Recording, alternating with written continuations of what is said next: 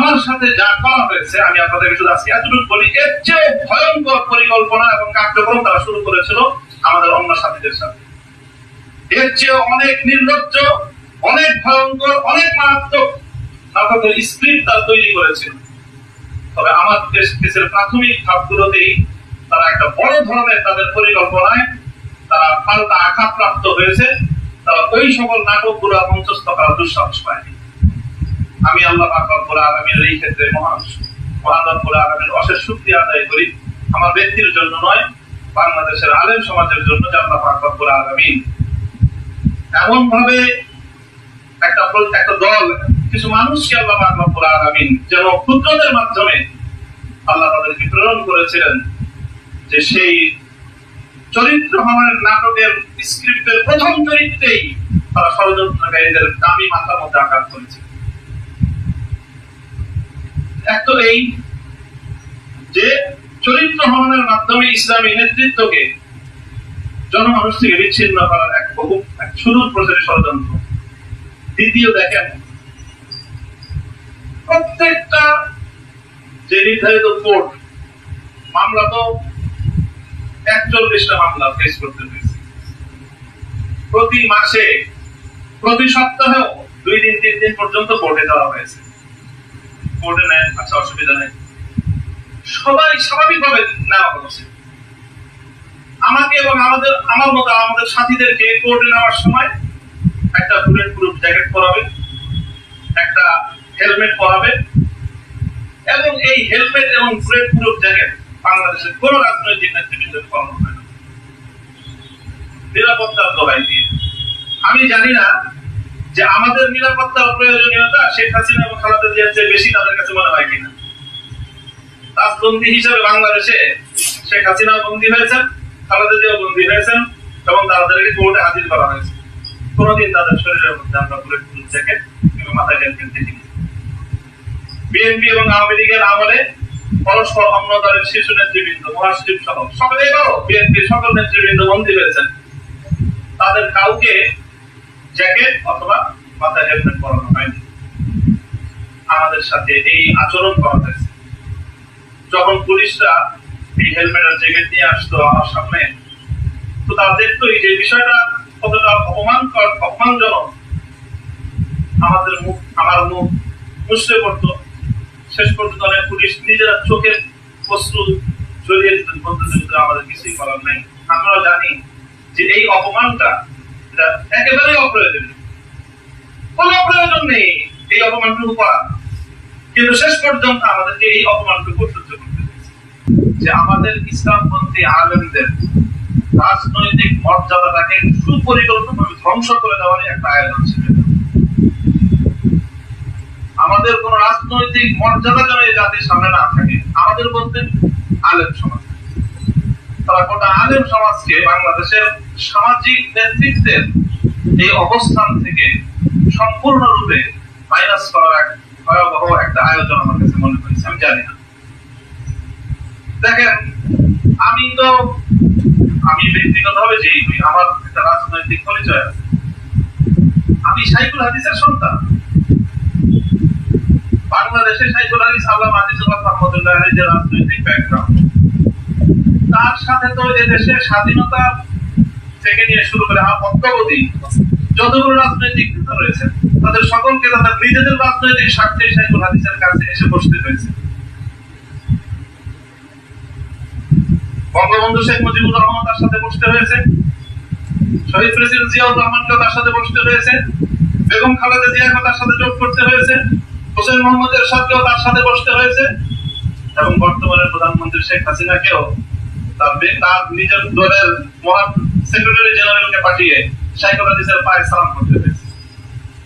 সেই শাইখুল হাদিসের সন্তানের সাথে, এবং আমি বাংলাদেশের একটি নিবন্ধিত রাজনৈতিক দলের মহাসচিব, ন্যূনতম রাজনৈতিক যে মর্যাদা আচরণ সেটা পাই। এটার সবচেয়ে মর্মান্তিক বিষয় আমার কাছে মনে হয়েছে। প্রথমত চরিত্র হননের চেষ্টা করা হয়েছে।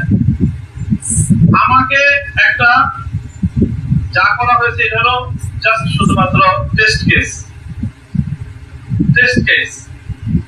শাইখুল হাদিস রহমাতুল্লাহি আলাইহি আমার আব্বা জান মরহুম একটা দৃষ্টান্ত দিতেন।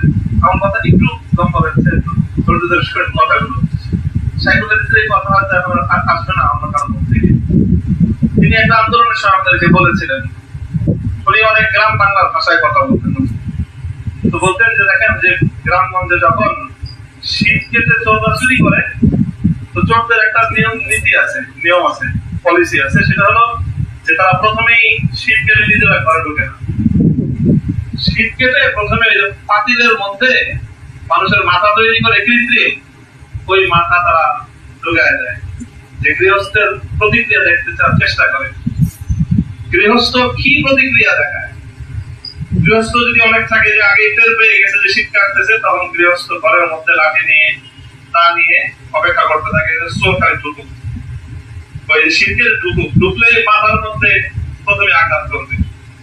তো চোরও বুঝে জিনিসটা, এই জন্য চোর সেই গৃহস্থের প্রথম আঘাত থেকে আত্মরক্ষার জন্য সে দামি একটা মাথা প্রথমে ঢুকায়। দামি মাথা, দামি তো এখন শব্দটা খুবই জনপ্রিয় শব্দ বাংলাদেশে। এই দামি মাথা ঢুকায়, নকল মাথা। তো যদি দেখে যে গৃহস্থ এই নকল মাথায় কিছু বলে না, তারপরে গৃহস্থ ঘুমিয়েই আছে, তাহলে আমার এখন চুরি করা মোক্ষম সময়, তখন তারপরে সে আসল মাথা ঢুকায়। এই জন্য যদি দামি মাথা যখন ঢুকে তখনই যদি আঘাত করা যায়, তখন আসল চোর ঘরের মধ্যে প্রবেশ করার সাহস পায় না। এই যে টেস্ট কেস যেটা করলো আমার সাথে, যা করা হয়েছে, আমি আপনাদেরকে শুধু আজকে এতটুকু বলি, এর চেয়ে ভয়ঙ্কর পরিকল্পনা এবং কার্যক্রম তারা শুরু করেছিল আমাদের অন্য সাথীদের সাথে। এর চেয়ে অনেক নির্লজ্জ, অনেক ভয়ঙ্কর, অনেক মারাত্মক নাটকের স্ক্রিপ্ট তারা তৈরি করেছিল। তবে আমার টেস্ট কেসের প্রাথমিক ধাপগুলোতেই তারা একটা বড় ধরনের তাদের পরিকল্পনায় তারা পাল্টা আঘাতপ্রাপ্ত হয়েছে। তারা ওই সকল নাটকগুলো মঞ্চস্থ করার দুঃসাহস পায়নি।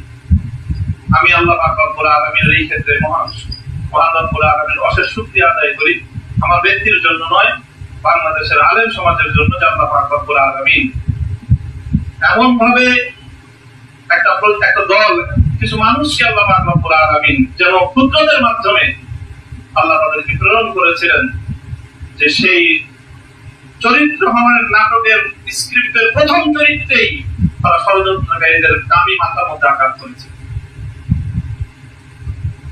এক তো এই যে চরিত্র হননের মাধ্যমে ইসলামী নেতৃত্বকে জনমানুষ থেকে বিচ্ছিন্ন করার এক শুরুর প্রচারে ষড়যন্ত্র। দ্বিতীয়, দেখেন প্রত্যেকটা যে নির্ধারিত কোর্ট মামলা, তো 41টা মামলা ফেস করতে হয়েছে। প্রতি মাসে, প্রতি সপ্তাহেও 2 দিন 3 দিন পর্যন্ত কোর্টে যাওয়া হয়েছে। কোর্টে নেন, আচ্ছা অসুবিধা নেই, সবাই স্বাভাবিকভাবে নেওয়া হচ্ছে। আমাকে এবং আমার মতো আমাদের সাথীদেরকে কোর্টে নেওয়ার সময় একটা বুলেট প্রুফ জ্যাকেট পরাবে, একটা হেলমেট পরাবে, এবং এই হেলমেট এবং বুলেট প্রুফ জ্যাকেট বাংলাদেশের কোন রাজনৈতিক নেতৃবৃন্দের পরানো হয় না, নিরাপত্তার দোহাই দিয়ে। আমি জানি না যে আমাদের নিরাপত্তার প্রয়োজনীয়তা শেখ হাসিনা এবং খালেদা জিয়ার চেয়ে বেশি তাদের কাছে মনে হয় কিনা। রাজবন্দী হিসেবে বাংলাদেশে শেখ হাসিনাও বন্দী হয়েছেন, খালেদা জিয়াও বন্দী হয়েছেন, এবং তাদেরকে কোর্টে হাজির করা হয়েছে।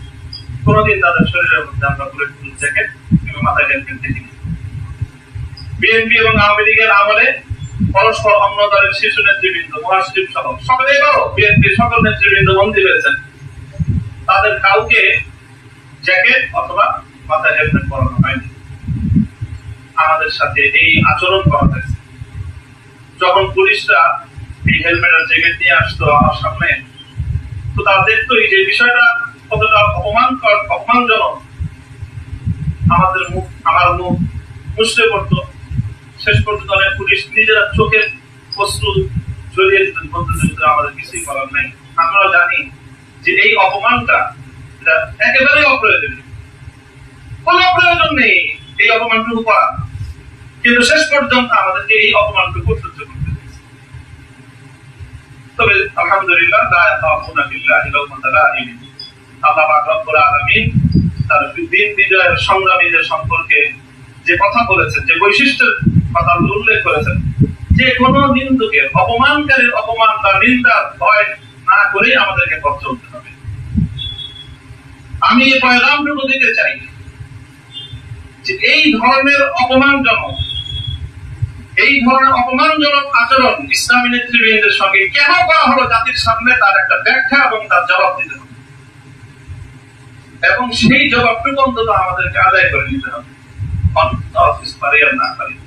আল্লাহ পাক রব্বুল আলামিন আমাদেরকে তৌফিক দান করেন।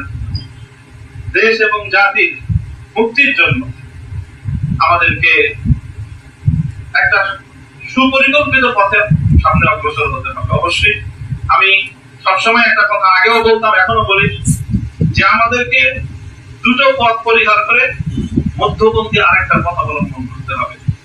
পরিহার করতে হবে চাটুকারিতা এবং হঠকারিতা। চাটুকারিতার পথেও চলা উচিত হবে না, হঠকারিতার পথেও আমরা চলবো না।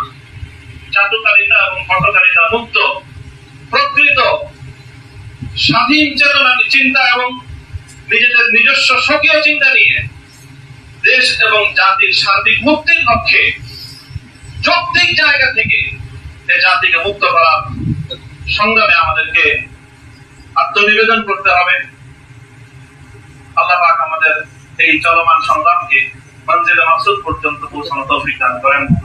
আল্লাহ তার সাহায্যকে, তার গায়েবী মদতকে আমাদের সঙ্গী করুন, সামিল হাল করুন। বিভিন্ন রাজনৈতিক সংগঠনের শীর্ষ নেতৃবৃন্দ আজকে আমাদের খুব সংক্ষিপ্ত এই আয়োজনে আপনারা এখানে এসেছেন। আসলে মূলত এটা আমাদের আয়োজন করব না, আমি আপনাদের পক্ষ থেকেই নানাভাবে আগ্রহ ব্যক্ত করেছেন যে আমার সাথে আপনারা সাক্ষাৎ করতে চান। তো আমি আসলে আপনাদেরকে কিভাবে মূল্যায়ন করব, মর্যাদাটা দিব, এটা নিয়ে আমি ব্যক্তিগতভাবে একটু কিছুটা দ্বিধান্বিত ছিলাম। যে কোনো জায়গায় আপনারা গেলে, যে কোথাও উপস্থিত হলে উপস্থিত সেই সময়টাতে আমি আপনাদের সম্মান রক্ষা করতে পারবো কিনা আমার মধ্যে দ্বিধা ছিল, সংশয় একটু আমি ভীত ছিলাম এই ব্যাপারে। সেই জন্য আমি আমার বাংলাদেশ খেলাফত মজলিসের দায়িত্বশীলদের সঙ্গে আলোচনা করলাম যে অনেক নেতৃবৃন্দ তো তারা চাচ্ছেন একটু সাক্ষাৎ করতে, তো ওনাদের জন্য সুন্দর কিভাবে আমরা আয়োজনটা করতে পারি, সেই পরামর্শ ক্রমে আজকে এই আয়োজনটা হয়েছে। আমি আপনাদের আবারও সত্যি আদায় করতেছি যে আমরা বন্দী থাকা অবস্থায় যেভাবে আমাদের প্রতি আপনাদের সহমর্মিতা প্রদর্শন করেছেন, আমাদের জন্য আপনারা আন্দোলন সংগ্রামে বলিষ্ঠ ভূমিকা রেখেছেন, মুক্তির প্রক্রিয়াতেও নানাভাবে আপনারা সহযোগিতা করেছেন, মুক্তির পরবর্তীতে আপনারা খুব গ্রিপ ছিলেন যে আপনাদের বন্দী ভাইদের সঙ্গে আপনারা মিলিত হবেন। তো আমাদের এই যে সাময়িক এই মিলন, আমাদের যে এই যে সম্মিলিত হওয়া, এটাকে আল্লাহ রাব্বুল আলামিন দেশ এবং জাতির মুক্তির একটা উসিলা হিসেবে আমাদের কবুল করেন।